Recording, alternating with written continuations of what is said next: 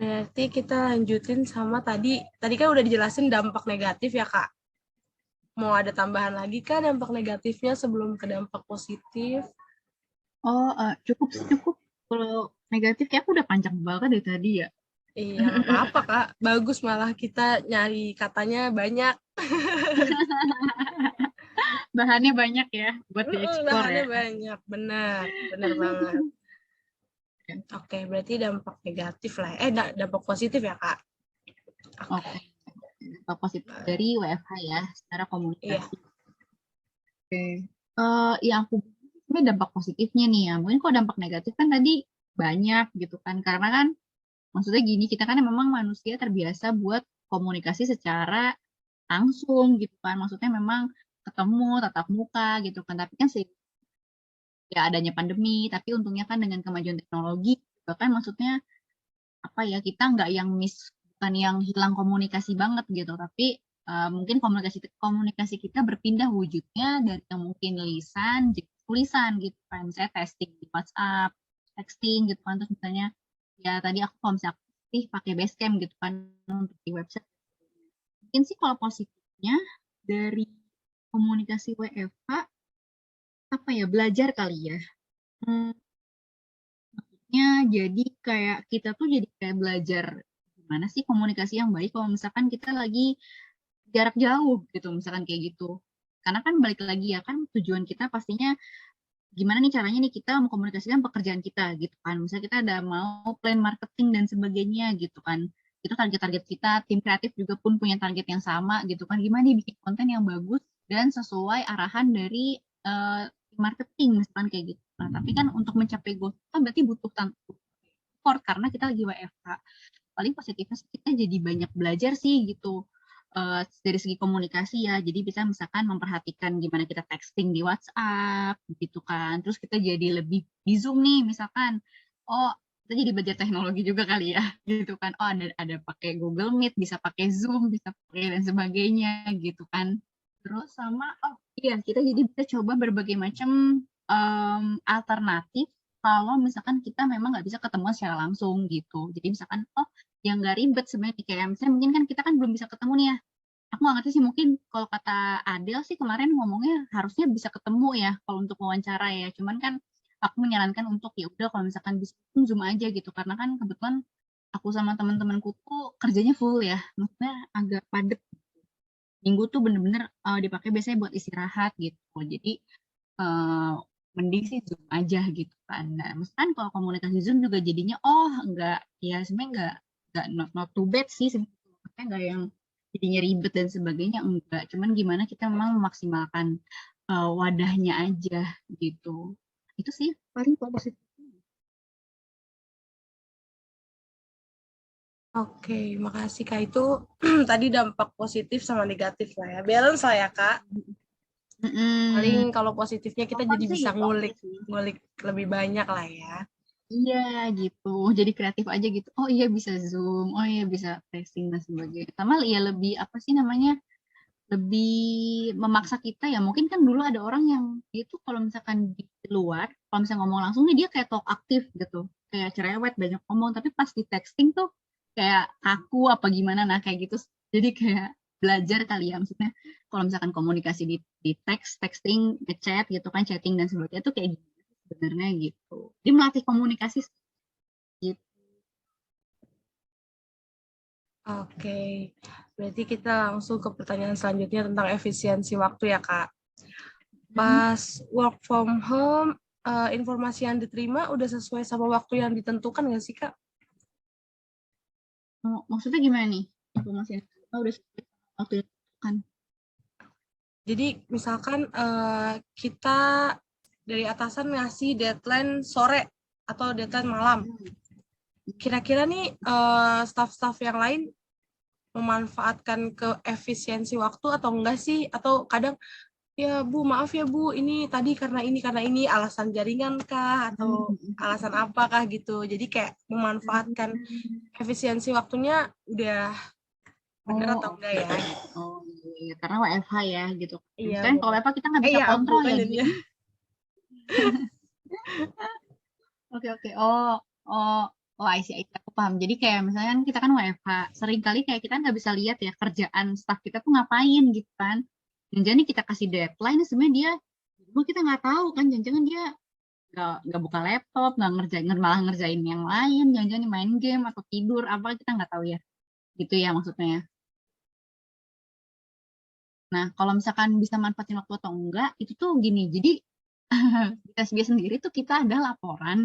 Jadi setiap hari tuh kita ngerjain apa gitu. Jadi misalnya nih staff, even manajer pun nulis gitu. Hari itu ngerjain apa gitu. Jadi kayak nggak kalau misalnya kita ngerasa dan manajer itu tuh mau monitor. Jadi kita tuh ngelihat staff itu tuh ngerjain apa aja kita perhatiin. Gitu. Misalnya kita lihat nih dia ngerjain desain pitch itu seharian. Nah itu pasti besoknya pasti kita tanyain. Gak mungkin dong kita ngerjain pitch waktu seharian. Bahkan untuk misalnya bikin satu kotak pitch doang itu too much waktu banget sih yang diambil gitu kan. Nah kalau kayak gitu-gitu kita langsung tanya gitu, kenapa nih kamu kesulitan atau misalnya ada kendala atau apa, pokoknya pasti kelihatan gitu. Jadi untungnya tuh kita punya media itu karena memang buat nge-tracking juga sih si staff-staff ini tuh ngapain aja selama WFH gitu. Itu sih. Jadi kalau misalnya ada sesuatu yang miss kita langsung tanya. Terus kalau dari staffnya sendiri gimana? Nah kebetulan tuh kalau misalkan WFO, kalau misalnya kita WFO nih, nggak tahu ya kenapa kalau aku ngerasa kalau di kantor tuh banyak distraksi gitu loh. Jadi kayak kadang tuh somehow kita nggak bisa fokus sama kerjaan kita, entah diajak ngobrol lah atau diajak sama temen gitu kan misalnya ya, karena kan kita kalau di kantor kan banyak orang, jadi kebetulan tuh kalau di kantor tuh bener-bener apa ya namanya open space, jadi kayak di Shopee gitu, jadi open space tuh bener-bener nggak ada sekat, jadi kalau satu ruangan ya full itu isinya teman-teman brand gitu, brand dari ketujuh brand itu tuh semuanya ada di situ di satu lantai yang sama dan nggak ada sekat. Jadi kan kayak orang masuk pintu kita kelihatan gitu, orang kamar mandi kita kelihatan gitu. Jadi kayak bener-bener nggak ada sekat. Even dia makan kita tuh tahu gitu loh. Jadi kayak distraksinya banyak kalau menurut aku ya. Ini kalau kita yang nggak bisa fokus, kayak gampang distraksi, diajak ngobrol, nyerocos, lanjut gitu. Nah itu tuh pasti susah sih buat kerja di kantor. Jadi kalau misalkan adanya WFH itu membantu banget sih buat orang-orang yang tipenya tuh harus fokus sendirian gitu loh. Itu membantu banget dan malah justru lebih banyak waktu yang digunakan apa ya? Lebih banyak efisiensi waktu. Jadi misalkan kerjaan yang harusnya bisa kalau di kantor tuh bisa 2 jam atau sejam karena distraksi itu gitu ya. Tapi karena WFH kan mungkin nggak ada distraksi ya, minim distraksi, mereka mungkin bisa fokus di kamar sendirian gitu kan. Itu kerjanya justru lebih cepat. Dan bahkan pikiran mereka tuh bisa jadi lebih fokus gitu loh, mikirin strategi-strategi apa yang cocok gitu untuk misalkan marketing kayak gitu sih, somehow sih kayak gitu gitu. Tapi tergantung sih sebenarnya nih ke tipe orangnya masing-masing ya. Ada juga yang di WFH-in malah malas. Ada juga itu biasanya tim admin. Jadi ada tuh namanya, jadi kan kita punya namanya admin sales tuh ya Riri ya. Jadi admin sales itu dia kayak ngebalesin chat-chat yang masuk. Jadi chat masuk itu tuh biasanya orangnya mau order. Nah, mereka tuh harus balas gitu. Nah, mereka tuh targetnya harus balas secara cepat sama target closingan. Closing itu artinya beli. Jadi orang yang masuk itu nanya-nanya, nah si admin sales tugasnya untuk membalas gitu ya, membujuk dan sebagainya sampai akhirnya beli. Gitu. Kadang admin sales itu kalau misalkan di rumah itu tuh mungkin ya apa males-malesan atau misalkan kurang termotivasi atau misalnya datang ngerjain kerjaan di rumah yang lain itu kadang balasnya lebih lama gitu. Nah, triknya gimana tuh, solusinya gimana? Ya udah, misalkan kita kan ada review mingguan. Nah, betul kita karena kita punya review mingguan, kita lihat nih seminggu ini dia misalkan dia nih beberapa staff nih admin sales ini kerjaannya jelek gitu. Jadi kan kelihatan ya misalkan dari chat yang masuk nih gitu. Terus dia misalkan konversinya kurang bagus. Misalkan dari 10 chat yang masuk, yang beli cuma 1 gitu. Targetnya misalkan 50%-nya, harusnya kan 5. 10 chat masuk, 5 harusnya bisa closing. Gimana caranya kamu dia closing lah orang gitu kan. Tapi dia cuma 1. Nah, biasanya kayak gitu kita suruh ke kantor gitu. Jadi kalau misalkan lagi kurang kerjaannya kita suruh kantor aja gitu. Biasanya tuh kalau udah di kantor tuh dia entah karena sigap kali atau karena dilihatin sama kita jadi dia lebih apa ya, oh ya bales gitu, oh ya apa kayak gitu. Jadi balik lagi ke orang-orangnya gitu dan kalau misalnya ada kasus kayak gitu ya kita coba untuk ngasih solusinya adalah seperti itu sih. Berarti emang tergantung staff sama individunya ya Kak. Ada yang suka diliatin jadi kerja gitu. Sama kalau nggak kepantau jadi kayak antar aja deh, nggak ada bos, antar aja deh gitu ya. Nah, Dari gitu. muka biasanya. Iya benar. Jadi Betul. Tapi kerjanya biasanya kalau lebih kayak gitu efisien. kelihatan sih. Betul. Tapi biasanya kelihatan sih kayak gitu. Karena kan kita selalu evaluasi ya. Jadi kalau yang kurang bagus banget, jadi kita lihat nih misalkan nih yang udah dibawa ke kantor nih dia bagus nggak kerjaannya gitu. Kalau misalkan dia bagusnya kalau di kantor ya udah kita nggak akan pernah kasih WFH akhirnya gitu. Karena dia kerjanya bagus kalau di kantor doang. Gitu. Kalau misalnya udah di kantor nggak bagus, di WFH juga nggak bagus, ya udah berarti mungkin itu nggak kita consider untuk diperpanjang.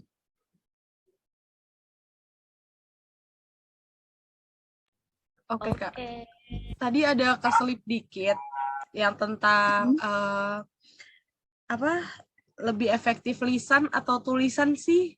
Tadi kan Kakak udah ngejelasin tuh. Jadi pilihannya kalau menurut Kak Fania lebih enak tulisan atau lisan? Enakan lisan sih. Lisan lah ya, karena lebih ngena aja nada bicaranya juga lah ya Kak. Betul, pertama kita lebih tahu maksud dari orang itu apa, ya kan? Karena kita lihat mimiknya langsung, sama gitu. Kedua, efisiensi waktu. Bayangin kalau kamu harus nge-brief orang, kamu nulis dulu nih, mau bikin banner bla bla bla bla bla itu lama. Kalau kamu ngobrol, mungkin ya 1 menit beres gitu kan. Gue mau bikin banner gini gini gini, lo paham nggak? Terus misalnya dia nggak paham, dia langsung nanya, bener nggak? Itu langsung, jadi efisiensi waktu. Kedua itu sih, jadi pertama informasinya lebih jelas, kedua efisiensi waktu. Oke, berarti emang listen lah ya Kak, lebih ngena gitu ya. Lebih efisien juga. Oke, si Adel, ada yang mau ditambahin dia?